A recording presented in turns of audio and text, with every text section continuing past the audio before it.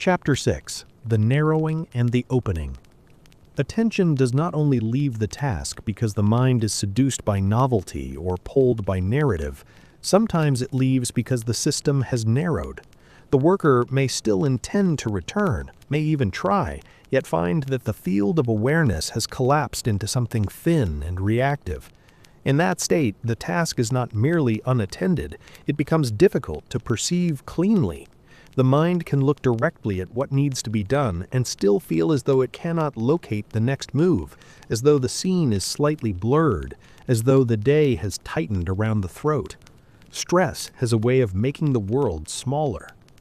In calm conditions, awareness is roomy. A person can hold multiple threads lightly without being owned by any of them. They can notice subtle shifts in tone, notice fatigue arriving, notice when a conversation is drifting off course, notice the early signal of an error before it becomes expensive. They can keep the task in front of them while still sensing the wider context in which the task sits. This is not a mystical state. It is what the mind does when it is not defending itself.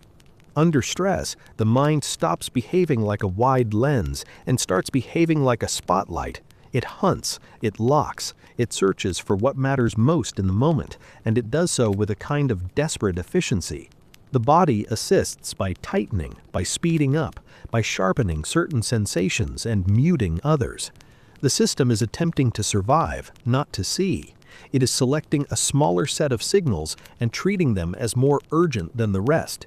This narrowing can be useful when danger is real and immediate. It becomes costly when danger is symbolic. Modern work is saturated with symbolic threat. A meeting can feel like judgment. A difficult email can feel like social risk. A project delay can feel like exposure. A mistake can feel like identity rupture. The body does not always distinguish between physical threat and professional threat, between a predator and a performance review, between a real emergency and a narrative of catastrophe. It responds to the sense of threat, and when it responds, awareness collapses. The collapse is not always dramatic. Often it feels like urgency without clarity. The worker becomes faster but less accurate. They begin moving as though speed itself is safety. Their mind starts skipping steps, not because they are careless, but because their attention has become tunnel-shaped. The tunnel contains a few urgent objects and excludes the rest. In that tunnel, nuance disappears. Trade-offs feel intolerable. Options feel limited. The worker thinks they are seeing reality more clearly because their mind feels intense, but intensity is not clarity. Intensity is usually narrowing. The most immediate consequence is that the worker becomes less capable of holding context. Context is what allows work to remain intelligent rather than merely reactive. It is what keeps a person from solving the wrong problem too well. It is what allows them to see second-order consequences, to sense when an action will create more work later, to recognize when an apparent emergency is a distraction from something more important. When the mind narrows, context drops away. The worker begins to treat whatever is loudest as most important. They prioritize what is closest, what is most stimulating, what triggers the strongest internal signal. This is how entire days can be consumed by the wrong kind of effort. A person under stress often feels as though they cannot afford to slow down, yet slowing down is precisely what would restore accuracy. The system is convinced that speed is necessary because speed reduces exposure to uncertainty. If things are moving quickly, the mind can pretend it is in control.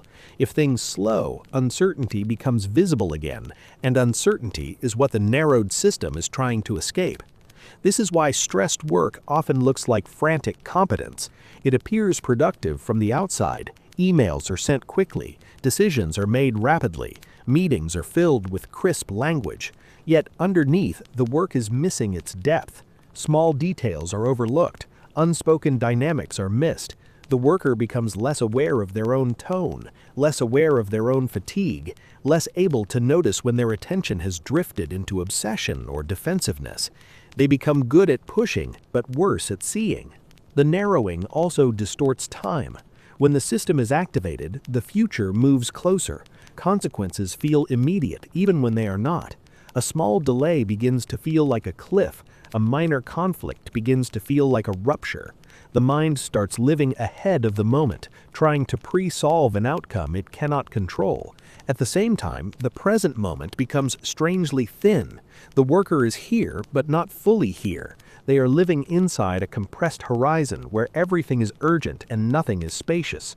In that compression, the simplest work can become psychologically expensive. A task that would normally be straightforward starts to feel slippery. The worker reads a paragraph and realizes they didn't absorb it. They stare at a spreadsheet and feel a strange resistance to placing a single number in a single cell. They open a document and feel an immediate desire to leave it. These moments are often interpreted as personal failure, as laziness, as a lack of discipline. More often, they are the ordinary cognitive consequences of a system that has narrowed its bandwidth. The mind cannot hold as much, so it feels like it is failing when it is simply operating in a constrained mode. This is one reason why people under prolonged stress begin to experience themselves as worse versions of themselves. They are not only tired, they are narrower. The narrowing affects how a person relates to uncertainty. In a wide state, uncertainty can be held without immediately needing to resolve it. A person can admit they don't know, can sit inside the incomplete, can take the next step without demanding the whole map. In a narrow state, uncertainty feels intolerable. The mind tries to eliminate it through premature decisions, through rigid narratives, through over-control. It may also try to eliminate it through avoidance, through drifting away from the task that contains the uncertainty. Both are attempts to restore a sense of safety, and both can quietly sabotage the work. What makes this difficult is that the mind, when narrowed, often believes it is being responsible. It confuses vigilance with competence. It confuses urgency with importance. It confuses intensity with focus. The worker can feel deeply engaged while actually being trapped inside a small loop, circling the same thought, checking the same messages, refreshing the same problem, because the loop is delivering the sensation of being on top of things. Meanwhile, the wider work, the actual craft of making progress, waits outside the tunnel. Returning to the task in such a state can feel like walking against a current, not because the task is harder, but because the system is locked into a posture that makes everything feel hard. It's like trying to do fine work while wearing thick gloves. The person can still move, but they have lost sensitivity. They may press too hard, they may rush, they may lose patience with nuance. The mind wants to get to the end quickly because the end is imagined as relief. Relief, however, rarely comes from finishing, it comes from reopening. The opening is the reversal of narrowing. It is the re-expansion of awareness, the restoration of peripheral perception, the restoration of context, the reappearance of time as something that can be inhabited rather than outrun. In an open state, the worker does not become slow or passive, they become precise. They can see more without being overwhelmed by what they see. They can hold complexity without immediately collapsing it into a story. This opening is often misunderstood as a mood. People describe it as a good day, a clear day, a day when things feel easy. They assume it is granted by sleep, by luck, by the absence of pressure. Those things help, but the deeper mechanism is attentional. An open state is not merely what happens when stress goes away, it is what happens when attention has been trained to widen again, even while stress remains present. Training does not eliminate narrowing, it changes the worker's relationship to it. A trained worker notices the early signs of collapse. They notice the impulse to speed up without thought. They notice the urge to treat a single thread as the whole world. They notice the way their perception tightens around a conflict or a risk. They do not need to label these signs with dramatic language. They simply recognize the change in the shape of awareness.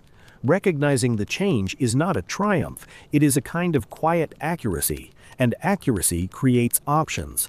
In an untrained state, the narrowing happens and becomes reality. In a trained state, the narrowing happens and becomes information.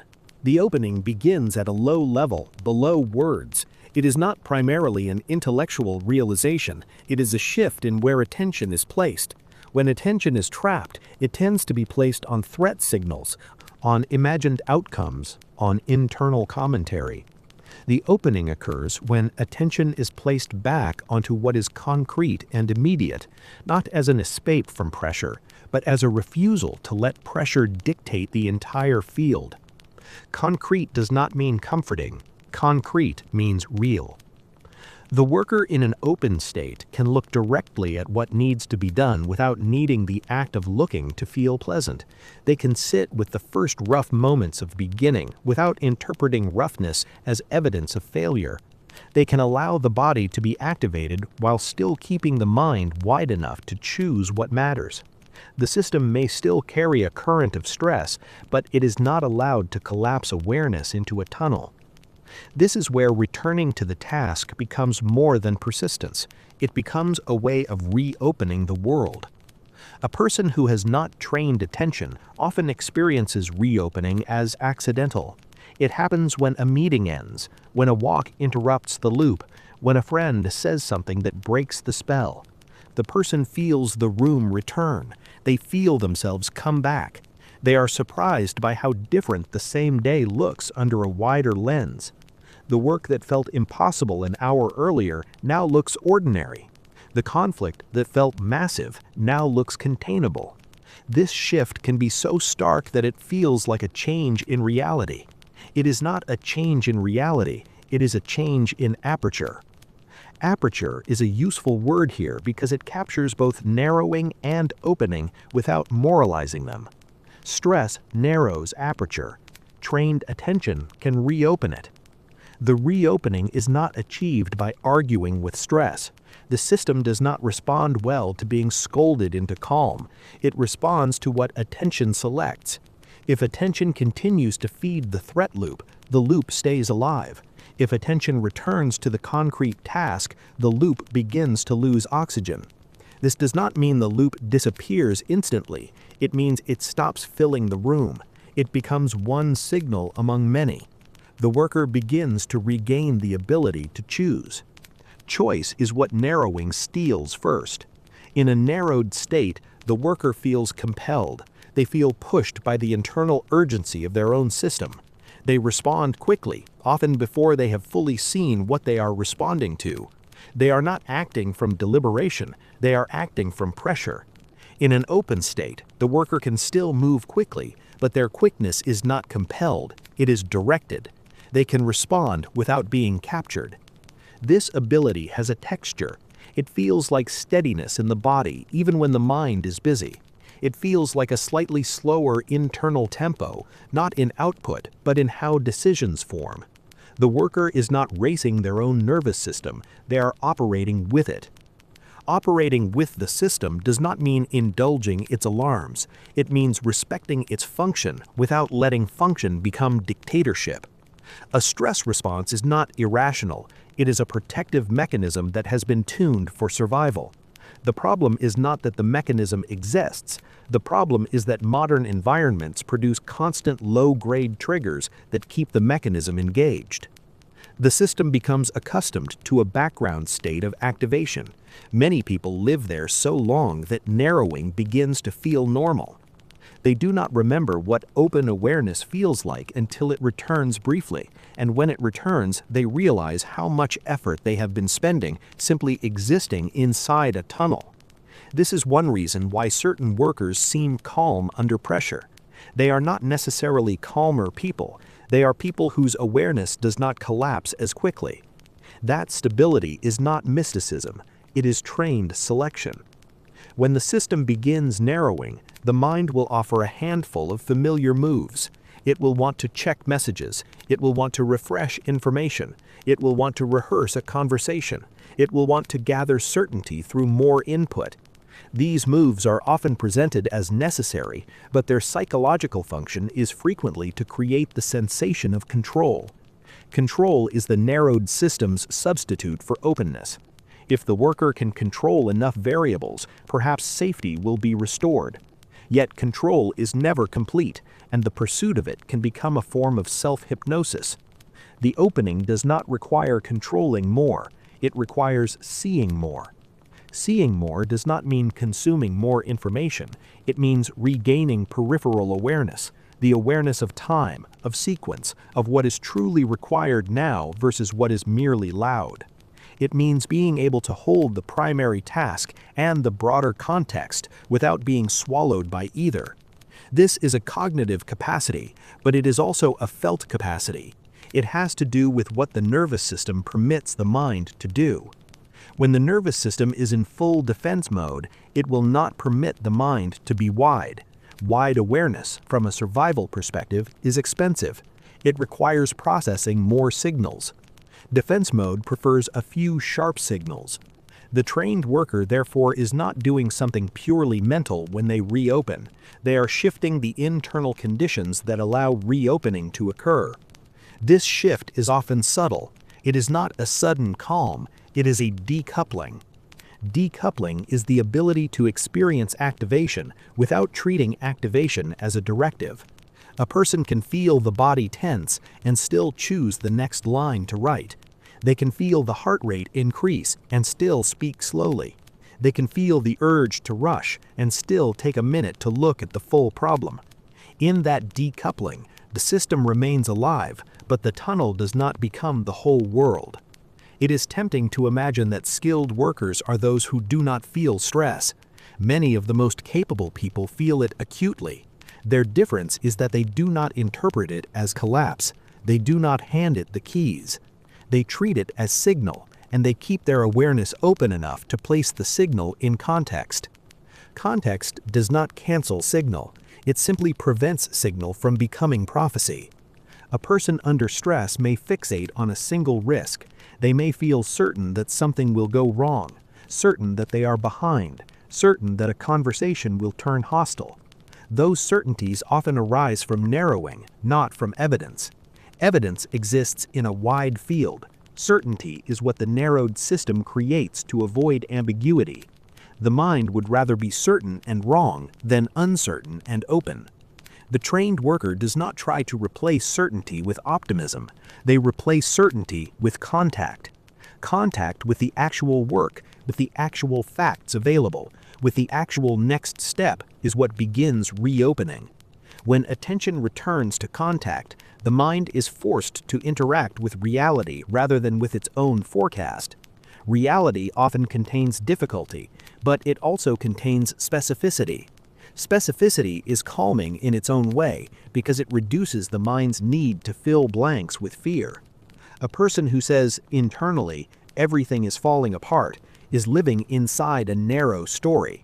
A person who can see, there are 3 variables here, one is unknown, one is late, one is under control, is living inside an open field. The difference is not intelligence, it is aperture. Aperture is also shaped by repetition.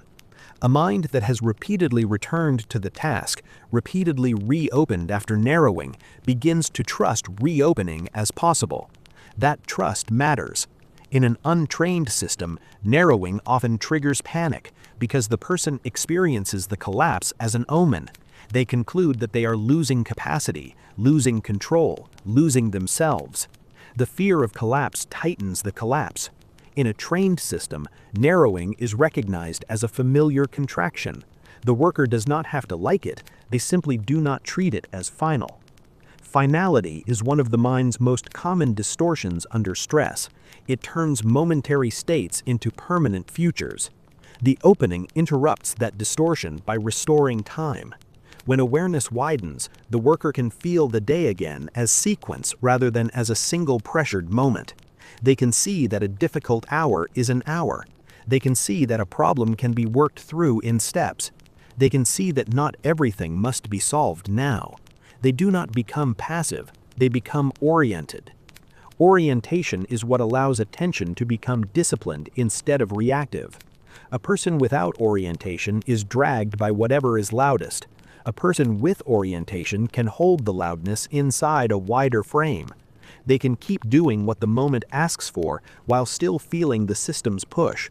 This is not a heroic refusal, it is a practical one. The worker recognizes that being pressured does not automatically improve the work. The pressure may be unavoidable, but surrendering to it is optional. There is a quiet paradox here. The more a person tries to force openness as a mood, the harder it becomes. The system does not reopen because it is commanded to reopen. It reopens because attention stops feeding the tunnel. This is why some forms of self-talk fail so reliably. They attempt to reason the system into calm while attention remains locked on threat. The system hears the reasoning as noise. It continues to narrow because nothing is actually changed in what attention is selecting. The opening requires selection to change. It requires the worker to place attention back onto something real and bounded, not to convince themselves that everything is fine. Work, when entered cleanly, has a grounding effect even when it is demanding. It grounds because it is specific. A paragraph must be written. A drawing must be checked. A budget line must reconcile. A call must be made. These are not abstract threats. They are concrete requirements. When attention meets concrete requirements, the mind has less room to inflate. Inflation thrives in vagueness. Contact reduces vagueness. This does not mean the worker becomes serene. It means the worker becomes available. Availability is the ability to be with the task without needing the inner climate to change first. It is the ability to remain in contact even while stress tries to narrow the field. Availability is what makes reopening possible, because availability keeps attention from being fully captured by the tunnel. The worker who can reopen under stress does not become someone who never narrows. They become someone who narrows and returns. Return is the motion that keeps narrowing from becoming identity. Many people think of stress as something external that happens to them. In reality, stress is often the name given to the internal narrowing that follows external pressure. Pressure can exist without collapse. Collapse is what turns pressure into distortion. The same workload can be carried with very different internal shapes. One shape is cramped and reactive. Another is open and directed. The work may be difficult in both cases. In one case, it becomes consuming. In the other, it becomes navigable. Navigable work is not easy work. It is work performed with awareness intact. When awareness is intact, the worker can notice when their tone is sharpening. They can notice when they are treating a colleague as an obstacle rather than a person. They can notice when they are about to send a message that will create more conflict. These notices are often the difference between a hard day and a catastrophic week. They are also the difference between competence that compounds and competence that burns itself out. Burnout is often described as exhaustion. It is also constriction. A person who lives in chronic narrowing is not only tired, they are living in a reduced world. Their mind becomes fixated on survival and loses contact with meaning. They become efficient at getting through, but less capable of building. They become reactive under the guise of responsibility. The opening, even when partial, gives them back the sense of room that makes deliberate work possible. Room is not luxury, it is function. The mind needs some degree of room to think well, to choose well, to communicate well. Without room, people become blunt, defensive, impulsive, not because they are bad, but because their awareness is collapsed. In that collapse, they can see the first move. They can only see the first. They can only react to what is immediate.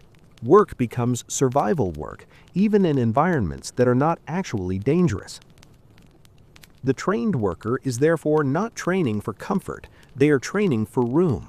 Room is what allows the worker to return to the task without being consumed by it. Room is what allows them to hold pressure without turning pressure into panic. Room is what allows them to be direct without being harsh, quick without being reckless, committed without being obsessive.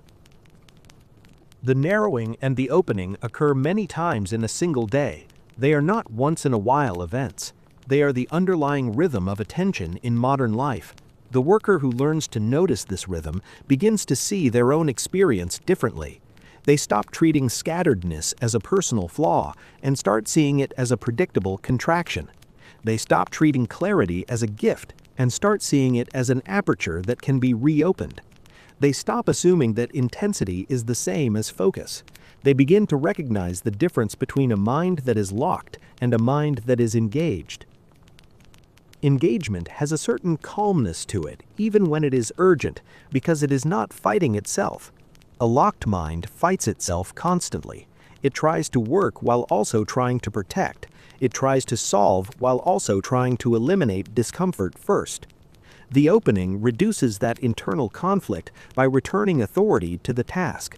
The worker does not need to win an argument with their own system. They only need to keep placing attention back onto what is real, letting the system do what it does without letting it shrink the entire world. Over time, this changes how stress is experienced. Stress stops feeling like a flood and starts feeling like a wave. A wave can still be strong, it can still knock balance, but it is not endless. It has a crest, it has a fall. The worker can move through it without interpreting it as permanent collapse. The nervous system learns through experience that reopening is possible. That learning is not comforting in a sentimental way, it is stabilizing in a practical one. Stability is not an absence of activation, it is the ability to keep awareness open enough to choose. When that ability strengthens, the worker's day begins to feel less like a sequence of emergencies and more like a sequence of tasks. The tasks may be demanding, they may be complex, they may involve conflict and uncertainty, yet they regain their proper size. They become things that can be met rather than threats that must be outrun. The worker does not become a machine, they become a person whose attention is not collapsed into a single frightened point. The work of attention at its core is learning to live with a wider field, not a field free of weather, not a field free of pressure, but a field large enough to contain those things without becoming them.